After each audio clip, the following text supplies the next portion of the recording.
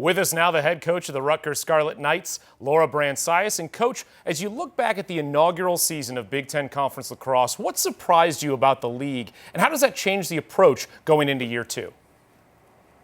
I don't know that I can say it surprised me, but certainly the biggest impact was just the physicality and speed.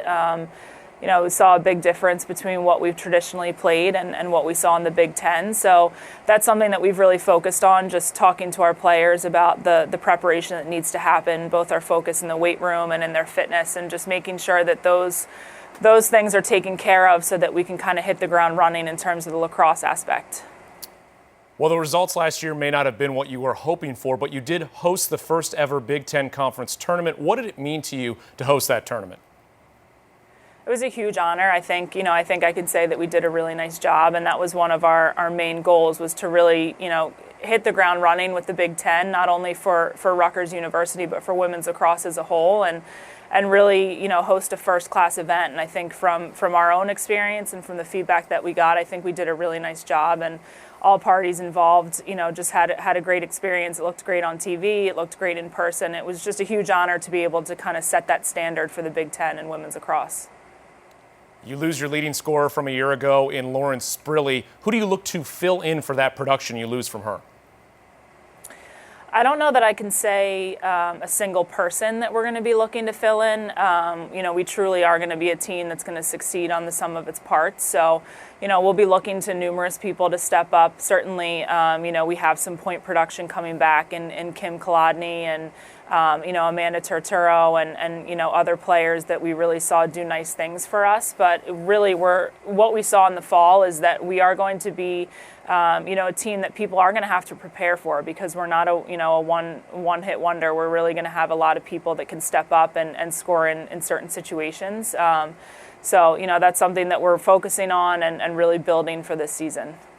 Well, moving from the offensive side of the ball to the defensive side of the ball, you had Candace Dandridge in cage last year. She played in every game, but she's lost to graduation as well. Who do you look for to fill in and take over that spot? Has someone emerged in the offseason to grab the job in the cage? This fall, we saw some really nice things. We actually got a transfer in Bianca Dente, who really stepped up this fall for us. And, we saw nice things out of her initially, but what she showed us in game was really tremendous. And we also have a freshman in Devin Kearns, who has, shown us some really nice things as well. They give us two different looks. Bianca's very athletic and quick, and Devin is, standing at 6 foot plus, and she really plays her angles well and does some really nice things. So I think we have some good options in cage, as opposed to last year where we only had, Candace, and Candace stepped up huge for us and did a phenomenal job.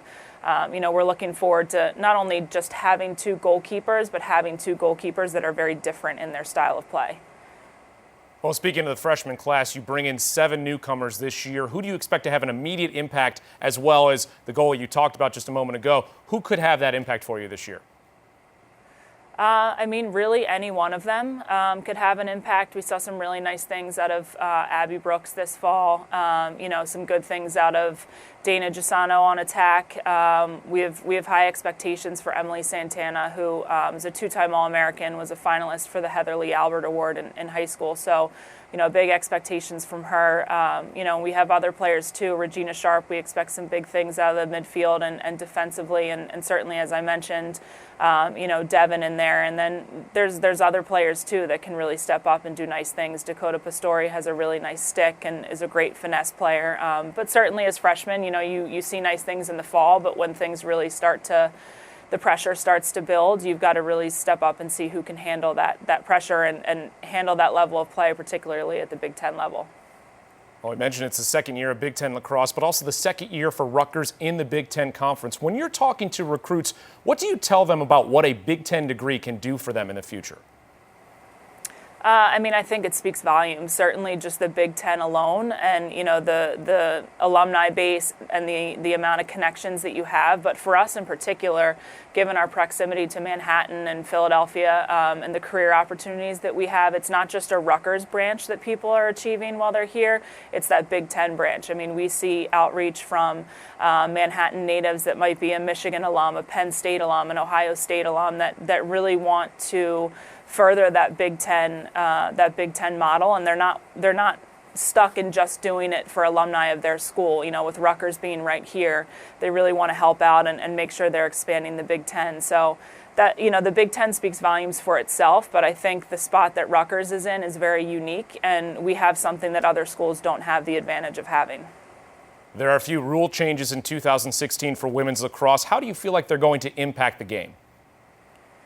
I think, you know, we saw some definite impact this fall. It's going to be an interesting transition, you know, with the self-start, just kind of the hiccup period, I'll say, between the officials and the players. But from the fall, we really liked it, and there wasn't a lot of, you know, it was pretty smooth transition. The interesting thing, you know, is going to be just seeing how it goes. You know, when in the fall, obviously, you have the time to kind of stop and figure things out. And I think in the beginning of the season, it's going to take some people some time to get used to it. But we saw a pretty quick transition with all the rule changes. So, you know, we're excited to see how it increases the pace of play. You finished last season 6th in the Big Ten Conference in draw controls, 1 per game, and you faced some of the top draw control specialists in all of the nation in this conference. What do you need to do to have more success on the draw this season? One of the things that we really talked about in the offseason was how we were going to impact our draw controls and how we were going to make changes on that. And something that I focused on was trying to find someone that we could add to our staff that was going to help us with that.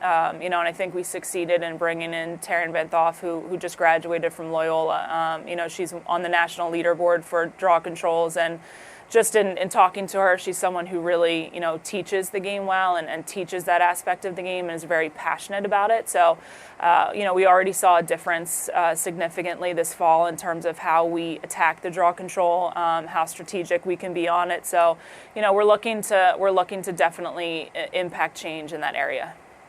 Rutgers head coach Brand-Sias, we appreciate you taking the time, and best of luck this year. Thank you.